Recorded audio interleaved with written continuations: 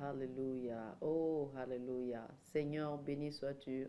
Chers amis, joignez-vous à moi pour prier. Alléluia. Seigneur notre Dieu, merci pour l'opportunité d'impacter notre esprit avec ta vérité éternelle. Nous recevons ta parole de vie, de changement, de vérité dans notre esprit ce soir. Au nom de Jésus. Amen. Mes chers frères et sœurs, bienvenue dans le train de la rhapsodie des réalités. Jésus-Christ est Seigneur. Alléluia. C'est un grand plaisir de vous retrouver, de vous savoir si nombreux encore ce soir. Je vous prie de prendre votre rhapsodie des réalités. L'émission de ce soir va couvrir la semaine de la rhapsodie des réalités du 20 au 26 août. Du 20 au 26 août. Le premier numéro de ce soir est celui du vendredi, le 20 août. Le thème de la rhapsodie des réalités était un cœur parfait et une âme bien disposée. Alléluia. L'écriture de ce jour était un Chronique, le chapitre 28, le verset 9, qui dit ceci. Et toi, Salomon, mon fils, connais le Dieu de ton Père et sers-le d'un cœur dévoué et d'une âme bien disposée, car l'Éternel sonde les cœurs et pénètre tous les desseins et toutes les pensées. Amen. Quelle écriture. Oh, alléluia. Et ce jour, le pasteur Christ nous dit ceci. Quoi que vous fassiez pour le Seigneur, le cœur d'où ça vient et l'attitude avec laquelle vous le faites compte. C'est très important. Il dit, Dieu sonde tous les cœurs et comprend toutes les pensées et les événements de nos âmes. Ainsi, il cherche un cœur parfait et une âme bien disposée. Alléluia. Il a dit dans 2 Corinthiens, chapitre 8, le verset 12, la bonne volonté, quand elle existe, est agréable. Souvenez-vous de ce que la Bible dit du roi Amathia. Il a fait ce qui était bien aux yeux de Dieu, mais ce n'était pas avec un cœur parfait.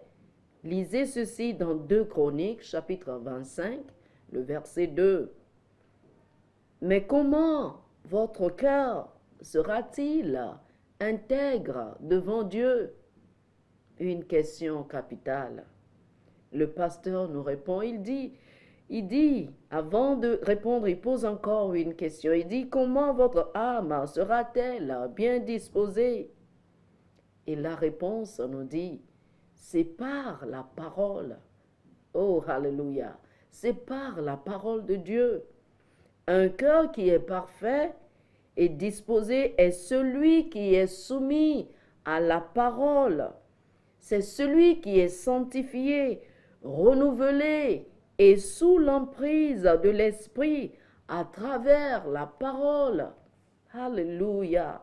Il dit, vous ne connaîtrez pas la pensée de Dieu. Vous ne connaîtrez pas ses pensées et opinions, sa volonté parfaite concernant toutes choses, si vous ne connaissez pas sa parole. C'est la raison pour laquelle vous devez étudier et connaître les Écritures pour vous-même.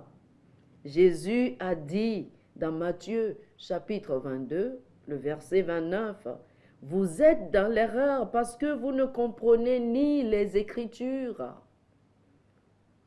Si vous voulez servir Dieu comme il faut, alors apprenez à connaître la parole. Oh, alléluia, un cœur parfait et une âme bien disposée. Chers frères et sœurs, le jour qui a suivi, c'était le samedi, le 21. Le thème de la rhapsodie des réalités était « La parole conditionne votre esprit ». Amen. Romains, le chapitre 12, le verset 2, c'était l'écriture d'ouverture qui dit Ne vous conformez pas au siècle présent, mais soyez transformés par le renouvellement de votre intelligence. Une chose très significative que la parole de Dieu fait dans votre vie, nous dit le pasteur, c'est le conditionnement de votre esprit.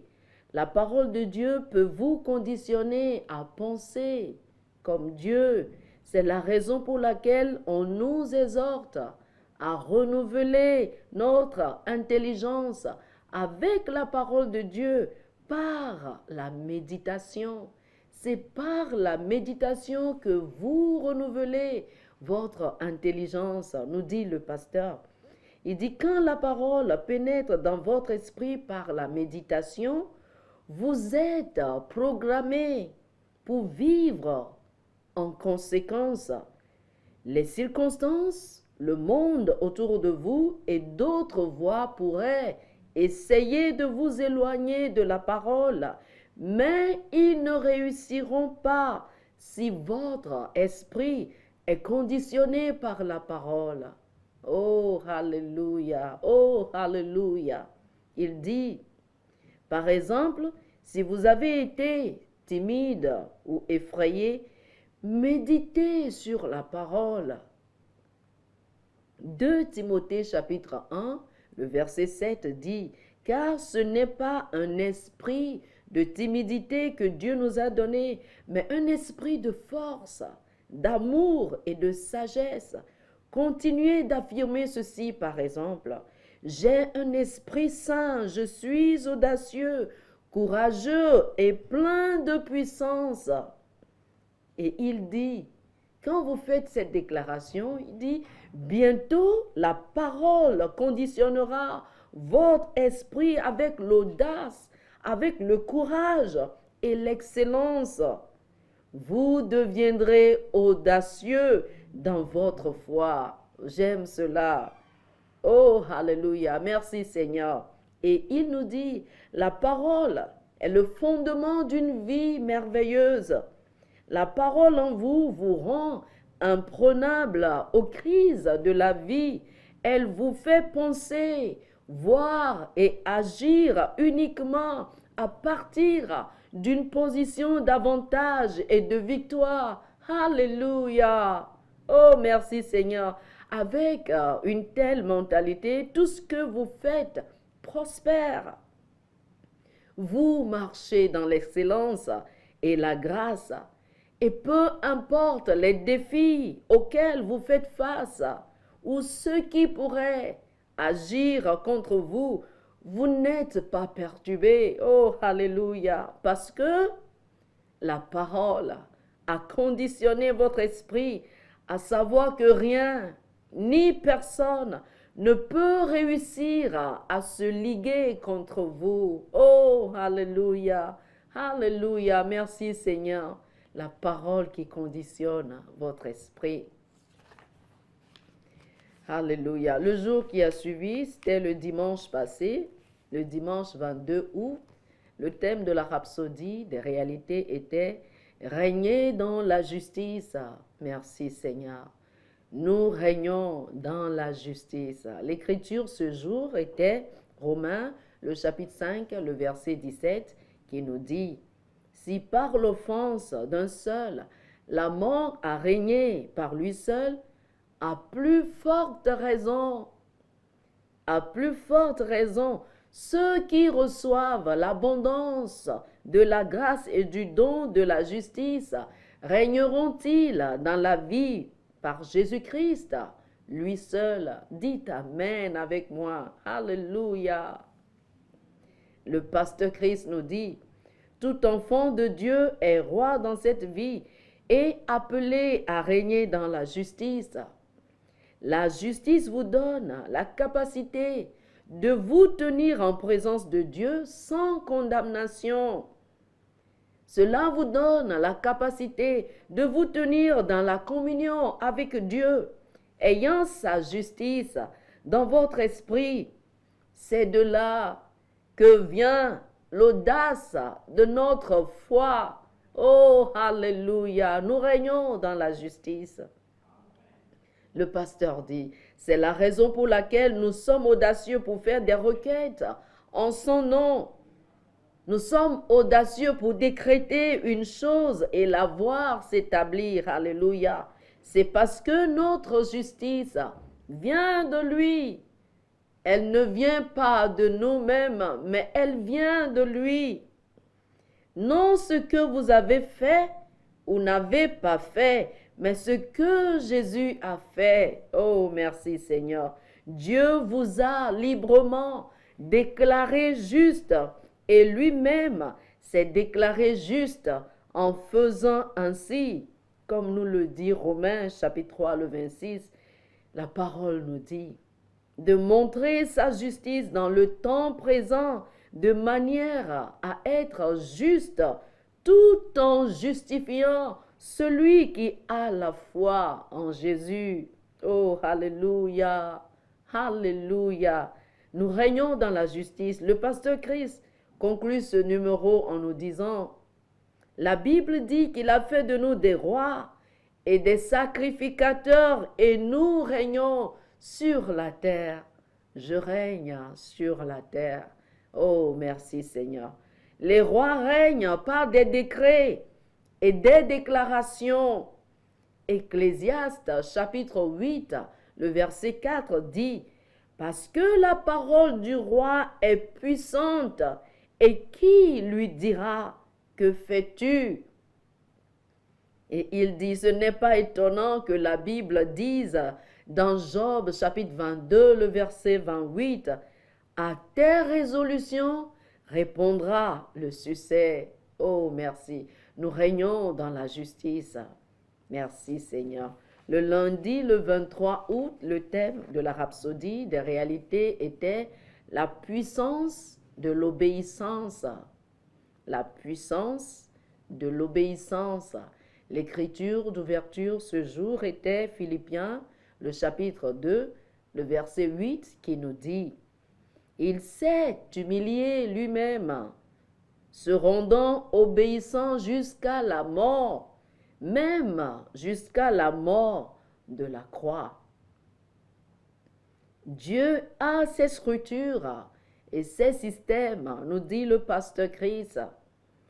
Et il opère par des principes. Mais il y a ceux qui choisissent toujours leur propre voie. La Bible dit qu'il y a une voie qui paraît droite à l'homme, mais son issue c'est la mort. Proverbe chapitre 14, le verset 12. Il importe d'écouter Dieu et de suivre ses voies. Ne marchez jamais dans la désobéissance. Par exemple, à la suite de la désobéissance d'Adam, la Bible nous dit dans Romains chapitre 5, le verset 17 que je vais lire, cette fois-ci dans la version CEV, qui dit « La mort a régné comme un roi ». La traduction classique amplifiée le rend ainsi « À cause de l'offense, à cause de la faute du péché d'un homme, la mort a régné par lui. Eh bien, comme la désobéissance d'un seul homme a conduit à la condamnation de tous les hommes, de même, oh, alléluia, de même l'acte d'obéissance, l'acte de justice de Christ a conduit à la vie éternelle et à l'acquittement divin. Merci Seigneur, l'acquittement divin de tous les hommes. Alléluia. Jésus, le second et dernier Adam, a fait cela par obéissance. Nous lisons aussi dans notre verset d'ouverture qu'ayant paru comme un simple homme, il s'est humilié lui-même en se rendant obéissant jusqu'à la mort de la croix. Rappelez-vous que Jésus est lui-même Dieu, mais que rien n'allait le rendre rebelle contre le Père. Il allait être obéissant jusqu'à la mort de la croix. Dieu devait répondre à l'obéissance de Jésus. Et la Bible nous dit dans Philippiens chapitre 2, le verset 9, c'est pourquoi aussi Dieu l'a souverainement élevé et lui a donné le nom qui est au-dessus de tout nom. Oh, alléluia! Il a reçu le titre le plus élevé qui pourrait être conféré à cause de son obéissance. Gloire à Dieu! Gloire à Dieu! L'obéissance est une grande bénédiction dans le règne de l'Esprit. Étant né de nouveau, vous avez un esprit obéissant. La Bible nous appelle des enfants obéissants. 1 Pierre chapitre 1, le verset 14, pardon. Il est donc naturel pour vous de marcher à la lumière de la parole de Dieu et d'être entièrement soumis aux instructions spirituelles. Nous sommes des enfants obéissants, la puissance de l'obéissance. Le mardi, le 24 août, le thème de la rhapsodie des réalités était « Ne condamnez pas les autres ». Ne condamnez pas les autres. Matthieu, le chapitre 5, le verset 16, nous dit « Que votre lumière luise ainsi devant les hommes, afin qu'ils voient vos bonnes œuvres et qu'ils glorifient votre Père qui est dans les cieux. » Amen. Oh, alléluia. J'aime cette écriture. Dans votre vie, nous dit le pasteur Chris, ne vous empressez pas de trouver la faute des autres. Ne cédez pas à l'envie de condamner. La Bible dit dans Actes chapitre 10, le verset 42, que le Seigneur Jésus a été établi par Dieu, juge des vivants et des morts. Lui seul est le vrai juge et il est riche en miséricorde. Oh, alléluia. Il peut y avoir des gens autour de vous, peut-être même dans votre église locale, qui ne vivent pas comme il faut. Ne les jugez pas. Alléluia. Soyez plutôt la lumière qui les gagne. C'est ce que Jésus a dit dans notre verset d'ouverture, que votre lumière luise ainsi devant les hommes, afin qu'ils voient vos bonnes œuvres pour glorifier votre Père. Alléluia. Le pasteur dit, l'une des raisons pour lesquelles les gens ne vivent pas bien là où vous êtes, c'est peut-être que votre lumière ne brille pas assez. Oh, alléluia, alléluia. Quand un chrétien condamne d'autres chrétiens au sujet de leur mode de vie, il peut penser qu'il est spirituel, alors que Jésus a payé le prix pour les autres. Il peut penser être spirituel, mais c'est plutôt l'expression d'une vie charnelle. Et le pasteur dit, ne rejetez pas les gens à cause de leurs erreurs. Jésus a aussi payé le prix pour leurs erreurs. Il a assumé la responsabilité de toutes nos fautes. Lui seul a le droit de juger. Pourtant, il ne le fait pas. Il ne nous condamne pas. Et le pasteur dit, l'église locale n'est pas pour les personnes parfaites, mais pour perfectionner les gens. Venez comme vous êtes.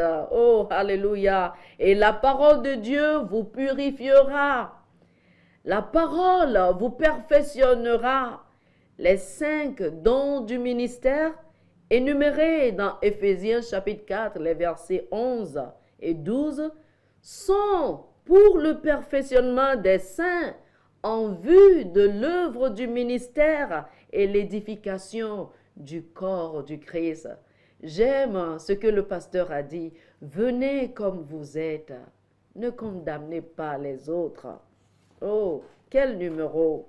Le mercredi, hier, le thème de la rhapsodie des réalités était « Mirez-vous dans la parole ». Mirez-vous dans la parole de Dieu. 2 Corinthiens chapitre 3, le verset 18, c'était l'écriture d'ouverture qui nous dit « Nous tous qui, le visage découvert, contemplons comme dans un miroir la gloire du Seigneur, nous sommes transformés en la même image. » Alléluia. De gloire en gloire, comme par le Seigneur, l'Esprit. Oh, merci Seigneur Jésus. Nous sommes transformés en la même image. C'est la même image. Gloire à Jésus à jamais. Oh, alléluia. Merci Seigneur. Le terme miroir dans l'écriture ci-dessus est le grec katotrizomai. Et cela signifie se mirer. La nouvelle version internationale dit ceci. Et nous qui, avec des visages dévoilés, reflétons tous la gloire du Seigneur, nous nous transformons en sa ressemblance avec une gloire toujours croissante. Oh, alléluia, qui vient du Seigneur, qui est l'Esprit. Amen. Il parle du miroir de Dieu, qui est la parole de Dieu. Pendant que vous étudiez et méditez sur la parole, vous vous reflétez. Ce que vous voyez dans le miroir est la gloire de Dieu. Par la méditation, la parole s'enracine dans votre esprit et devient un avec votre esprit. Alléluia. Elle crée une image dans votre esprit. C'est l'image de la gloire de Dieu. Oh, alléluia. Oh, j'aime ce numéro. Alléluia. Par exemple, vous avez pu penser que vous étiez un sale pécheur, mais alors, vous avez regardé dans le miroir de Dieu et vous voyez que vous êtes la justice de Dieu en Jésus-Christ. Vous avez été déclaré non coupable, divinement acquitté. Béni soit Dieu. Alléluia. C'est ce que vous avez en Jésus-Christ. Lorsque vous l'invitez, lorsque vous le recevez, dans votre cœur, il y a un acquittement divin. N'hésitez pas, aujourd'hui, c'est le jour de votre salut. À la fin de l'émission, faites la prière du salut avec moi et vous serez lavés, purifiés. Vous aurez la justice de Jésus-Christ. C'est ce qu'il est venu nous donner. Oh, alléluia. Béni soit Dieu. Cela devrait, nous dit le pasteur, quand vous voyez dans la parole que vous êtes la justice de Dieu, cela devrait complètement changer votre perception et vous faire devenir immédiatement conscient de la justice et marcher désormais dans la justice. Il dit, peut-être vous a-t-on dit que vous ne ferez rien dans votre vie. Vous êtes juste une personne pauvre ou misérable. Mais la parole qui est le miroir de Dieu vous montre le contraire. Il montre que vous appartenez à une génération élue, à un sacerdoce royal, à une nation sainte, à un peuple particulier, alléluia, choisi par Dieu pour manifester sa sagesse multiple et exprimer les vertus et les perfections de la divinité. 1 Pierre chapitre 2, le verset 9. Oh, alléluia. Le pasteur dit, c'est la vérité à propos de votre personnalité que vous devez accepter et endosser. Alléluia. Peut-être que depuis plusieurs nuits, Satan est en train de vous opprimer dans votre sommeil et vous pensiez que vous avez besoin de délivrance. Mais vous regardez dans le miroir Et voyez cette écriture qui dit, dans Colossiens chapitre 1, les versets 12 et 13, qui disent, rendez grâce au Père qui nous a délivrés de la puissance des ténèbres et nous a transportés dans le royaume du Fils de son amour. Immédiatement, cette vérité devrait s'emparer de votre esprit et vous commencez à exercer la domination sur Satan et les forces des ténèbres. Alléluia! Il y a beaucoup de choses qui vous arrivent et qui se produisent dans votre esprit lorsque vous méditez sur la parole de Dieu. Il dit, vous êtes transformés pour devenir ce que vous voyez. Oh, alléluia, alléluia. Vous devez avoir votre rhapsodie, chers amis. Accrochez-vous à l'image de vous qui est projetée par la parole. C'est la réalité que vous devez continuer à affirmer, quelles que soient les circonstances. Oh, gloire à Jésus à jamais. Mirez-vous dans la parole de Dieu. C'est ça votre réelle personnalité. Aujourd'hui, chers amis, le jeudi le 26 août, le thème de la rhapsodie des réalités est « Faites confiance à la grâce de Dieu ». L'écriture ce jour à 2 Timothée chapitre 2, le verset 1 qui dit ceci. « Toi donc, mon enfant, fortifie-toi dans la grâce qui est en Jésus-Christ. » Amen, amen. Il n'y a aucun doute qu'en tant que chrétiens, nous sommes puissamment comblés de la grâce de Dieu. Alléluia. Avez-vous besoin de grâce? Vous l'avez déjà si vous êtes né de nouveau, mais si vous ne l'êtes pas encore, faites la prière du salut avec moi à la fin de cette émission et vous serez comblés de grâce. Le pasteur dit, il a répandu sa grâce sur nous en surabondance. Merci Seigneur. Une question importante à se poser serait donc, jusqu'où pouvons-nous aller avec cette grâce? Combien plus pouvons-nous explorer cette grâce? Notre verset d'ouverture nous exhorte à nous fortifier dans la grâce qui est en Jésus-Christ. Se fortifier dans la grâce de Dieu, c'est marcher dans la plénitude de sa grâce. Dans Actes chapitre 3, la Bible nous donne un exemple parfait de la façon dont nous pouvons utiliser la grâce de Dieu et produire des résultats surnaturels.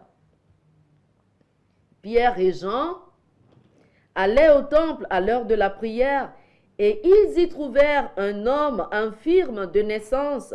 La Bible dit que le mendiant, voyant Pierre et Jean qui allaient y rentrer, leur demanda de l'aumône. Actes chapitre 3, le verset 3. Pierre savait que c'était une opportunité de mettre la grâce de Dieu à l'œuvre. Alléluia. Pierre dit, je n'ai ni argent ni or, mais ce que j'ai, je te le donne. Au nom de Jésus-Christ de Nazareth, lève-toi et marche. Mais cet homme ne se leva pas d'un coup. Pierre le fit se lever et immédiatement ses chevilles devinrent fermes et il fut guéri. Béni soit Dieu. Et le pasteur nous dit, il a fait recours à la grâce de Dieu et ça a marché. C'est ce que vous devez faire dans votre vie, nous dit-il. Explorez la grâce de Dieu dans vos occupations quotidiennes, dans de simples affaires. Utilisez-la, dépendez d'elle pour des résultats que vous espérez, des résultats positifs que vous désirez dans votre vie, dans votre ministère, dans votre travail, dans votre famille, vos entreprises ou vos études. Dépendez de la grâce de Dieu et faites confiance à cette grâce. Chers amis, je rends grâce à Dieu pour cette opportunité qu'il vous donne de confesser Jésus si vous ne l'avez jamais fait. Faites cette prière avec moi de tout votre cœur. Un miracle se produira en vous. Dites ceci: ô Dieu, je crois en Jésus. Je crois qu'il est venu sur la terre, qu'il est mort pour moi, pour ma justification. Aujourd'hui, je l'invite dans ma vie. Je l'invite à être le Seigneur et le Maître de ma vie. Et je proclame aujourd'hui que je suis une nouvelle créature, un enfant de Dieu. Merci, ô Dieu, car tu m'as exaucé. Alléluia, alléluia, oh, alléluia. C'est la plus grande prière que vous avez jamais faite dans votre vie. Si vous avez besoin de plus d'informations sur cette prière, sur cette nouvelle vie que vous venez de faire, appelez-nous sur les numéros qui s'affichent sur votre écran. Et si vous avez besoin d'une copie de la Rhapsodie des réalités, appelez-nous également. Nous pouvons vous envoyer la copie électronique et la copie physique de la Rhapsodie des réalités. Jusqu'à la prochaine fois, que le Seigneur vous garde et qu'il vous bénisse au nom de Jésus. Amen.